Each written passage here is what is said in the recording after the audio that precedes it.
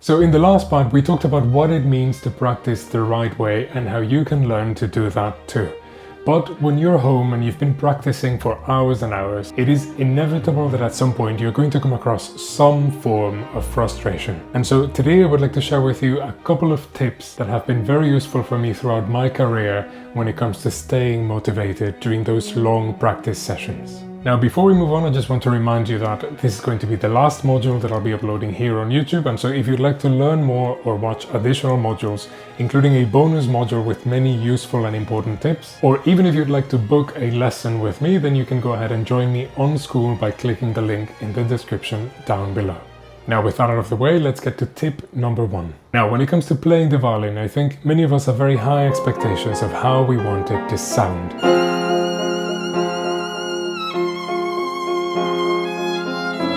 And particularly at the beginning, we tend to forget that it's actually very difficult to draw a good sound out of your violin, let alone make music. All that means is that it takes a little bit more time to get the hang of things. And so one of the most important things you need to keep in mind is that you have to be patient. Something that I constantly remind my students, or even the parents of my younger students, is that the violin is not like the piano, for example, where at the end of your very first trial lesson even, you can go home knowing how to play some very basic melodies like Happy Birthday or Twinkle Twinkle Little Star or things like that.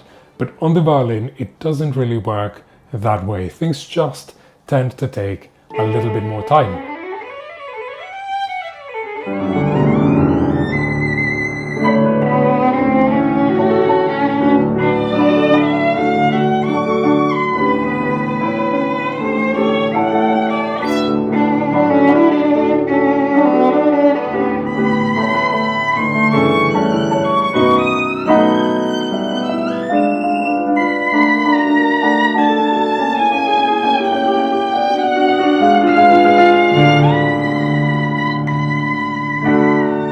All that means is that you need to remain patient and keep showing up day after day, and before you know it, you'll start drawing some beautiful sounds out of your violin as well. And also remember that it's not about thinking about how the sound that you're making is not like the sound that you have in your head, that sound, that ideal sound that you want to make with your violin, but it's actually about understanding the path that you have laid in front of you and taking one step at a time towards reaching that ideal sound. So patience is key. Now, tip number 2 goes along similar lines, but it's about trying to stay level-headed and approach things in a bit of a more mathematical way during your practice sessions. Don't let those fiery emotions, those musical emotions, drag you away from a productive practice session. Sometimes you'll get completely carried away and you start trying to make beautiful sounds and play beautiful phrases, and you forget what you're actually trying to build. And this can actually end up being a lot more counterproductive than what you want. Now, that's not to say that there's no space for emotions in your practice. There is, of course, but it should be a designated portion of your practice that you dedicate to actually playing with the full range of emotions and the full range of colors and interpretation that you want. But during your main practice, you want to be as cold-headed and level-headed as possible so that you can actually focus on the techniques, on the movements, and on the reflexes and developing those sensations. These are the things that are actually going to take you to the next level in your practice. Remember that the first thing you do is build a house, and then once the house is built, you turn it into a home. And here the same thing happens. When you turn your house into a home, you decorate it, you make the walls very nice, you bring in the nice furniture, and in your practice you want to do the same thing.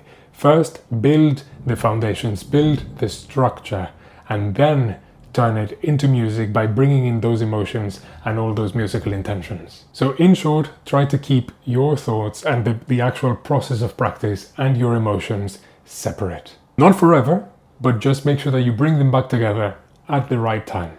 And now for tip number 3, and I think literally one of the most important tips that I can give you, is that you have to remember what it is that you're trying to achieve exactly.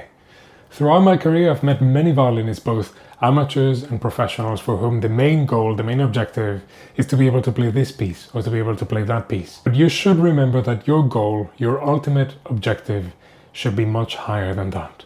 You see, your goal shouldn't be just being able to play this or that, but actually understanding violin playing as a whole. Understanding what are those movements that your body is trying to achieve, what are those sensations that you're trying to develop with your fingers, what are those sounds that you're trying to produce with your bow. Because if you make it your objective to play this piece, then every day that passes where you don't play the piece, you're actually inviting more frustration into your practice room. Whereas if your ultimate objective is to actually understand violin playing, then every time you practice, regardless of what you achieve during your practice session, you're actually going deeper into that understanding. And so you're actually getting closer and closer to your ultimate goal every day. So as a very personal suggestion and as a very personal advice, remember what you're trying to achieve. If you keep all these things in mind, then I can assure you that rather than being completely motivated every day to practice your violin, you'll develop a solid foundation that's actually going to allow you to keep moving forward in your practice, in your performances, and in your learning journey as well. Now, once again, if you'd like to learn more, don't forget to follow me on school in the links in the description down below. And if you'd like to book a lesson with me as well, that'll take you directly there. So don't miss it, and I'll see you next time.